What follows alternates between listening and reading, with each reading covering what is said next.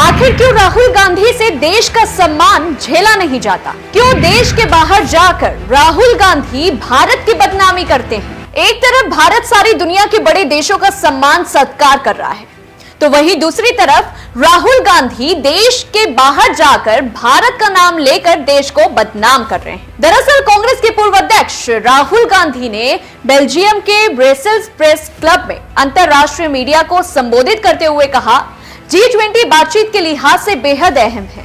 भारत इसकी मेजबानी कर रहा है और ये गर्व की बात है। इस दौरान उन्होंने मल्लिकार्जुन खड़गे को G20 की मीटिंग में नहीं बुलाने को लेकर केंद्र सरकार पर निशाना साधा और उन्होंने कहा, मल्लिकार्जुन को G20 की बैठक में ना बुलाने पर अपनी प्रतिक्रिया देते हुए कहा कि ऐसा करना यह बताता है कि आप देश की 60% जनता के नेताओं को तवज्जो नहीं देते। मीडिया रिपोर्ट्स के मुताबिक राहुल गांधी ने अपने बयान में कहा कि भारत में लोकतंत्र को लेकर जो हो रहा है वो बेहद गंभीर है। देश के लोकतांत्रिक ढांचे पर उन लोगों के जरिए हमला किया जा रहा है जो भारत को चला रहे हैं। जम्मू कश्मीर की बात करते हुए राहुल गांधी ने कहा, 370 पर हमारा स्टैंड क्लियर है। ये CWC में पास किए गए प्रस्ताव में साफ है।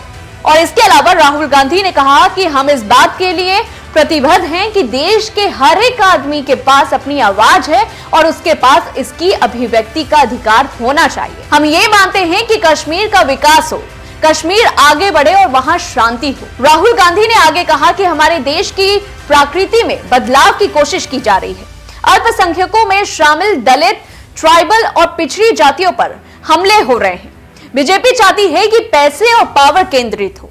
एक तरफ जहां राहुल गांधी ये कह रहे हैं कि भारत में अल्पसंख्यकों पर हमले हो रहे हैं, तो वहीं दूसरी तरफ त्रिपुरा उपचुनाव में बीजेपी के अल्पसंख्यक कैंडिडेट तफज्जुल हुसैन 70% से भी ज्यादा से वोटों से जीत गए। अब ऐसे में सवाल यह है कि जब भारत में इतना बड़ा सम्मेलन चल रहा है जिससे भारत का गौरव आगे बढ़ रहा है और हर कोई गर्व महसूस कर रहा है, तो ऐसे में देश के बाहर जाकर भारत को जाति और अन्य मुद्दों पर बदनाम करना कहां तक सही है?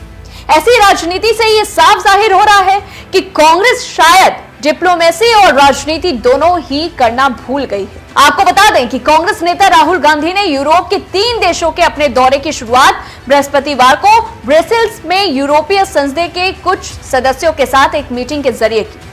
राहुल गांधी 11 सितंबर को नॉर्वे जाएंगे और जहां वे राजधानी ओस्लो में सांसदों से मुलाकात करेंगे। वे अनिवासी भारतीयों से भी मिलेंगे और ओस्लो विश्वविद्यालय में एक बैठक में हिस्सा लेंगे। राहुल गांधी का G20 शिखर सम्मेलन के समापन के एक दिन बाद 12 सितंबर की रात स्वदेश लौटने का कार्यक्रम है। राहुल गांधी के इस दौरे को लेकर आपकी क्या राय है, हमें कमेंट बॉक्स में जरूर बताएं। ऐसी तमाम बड़ी खबरों से जुड़े रहने के लिए हमारे सभी सोशल मीडिया प्लेटफॉर्म्स को फॉलो करना ना भूलें।